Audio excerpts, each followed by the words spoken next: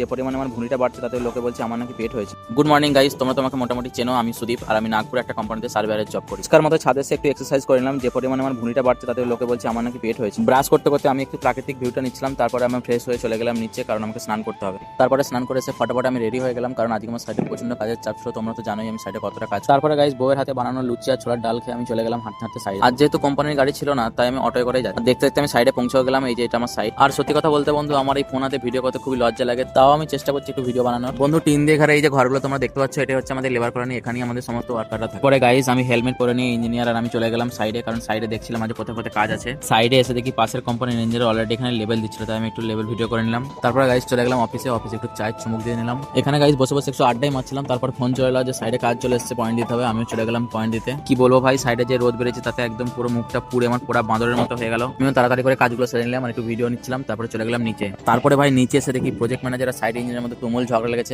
তারপরে গাইস আমি চলে আসলাম এখানে শাটারিং চেক করার জন্য। ভাই কি রোদ গো এখানে। তারপর গাইস আমি মিস্ত্রিদেরকে বললাম এখানে কিছু এক্সট্রা সাপোর্ট দেওয়ার জন্য। কংক্রিট কাস্টিং করার আগে সাপোর্টিং চেক করা খুবই জরুরি। আর গাইস এদিকে খাওয়ার সময় হয়ে গেল, তাই বলে আমি চলে গেলাম রুমে খাবার জন্য। আর গাইস রুমে এসে দেখলাম বউ রান্না করেছে ডিম, আলু পটলের ঝোল আর কড়া আলু ভাজা, তাই দিয়ে আমি ভাতটা খেয়ে নিলাম। আর গাইস যেহেতু কাজের সাইড থেকে আমার রুমটা খুব একটা বেশি দূরে নয়, তাই প্রত্যেকদিন দুপুরে আমি রুমেতেই খেতে আসি। তারপরে গাইস এখানে মেশিন সেট করে আমি আমার কাজ শুরু করে দিলাম। গাইস এইদিকে আমাদের ক্লায়েন্টের স্যার তো রেগে প্রচন্ড আগুন। আফটার কাস্টিং এখানে আমাদের কিছু সমস্যা হয়েছিল, তাই সেটাই আমি বুঝিয়ে বলছিলাম যে কেন এই সমস্যাটা হয়েছে। আর এদিকে ক্লায়েন্ট আর আমাদের সুপারভাইজারের মধ্যে একটু কথা কাটাকাটি হচ্ছিল। তারপর দেখি গাইস আমাদের ফরেন ক্লায়েন্টও চলে এসেছে এখানে। এই মাসে শেষে আমাদের 10টা টানেল হ্যান্ড ওভার আছে, সেই জন্য সাইডে প্রচন্ড কাজের চাপ। তারপর গাইস আমি সাইডে কিছু কাজের ভিডিও ক্লিপ নিয়ে নিই। যারা আমার ভিডিও দেখো তাদের মধ্যে দেখো সার্ভেয়ার, সুপারভাইজার বা সিভিল ইঞ্জিনিয়ার থাকো, তাহলে একটু কমেন্ট করে জানিও।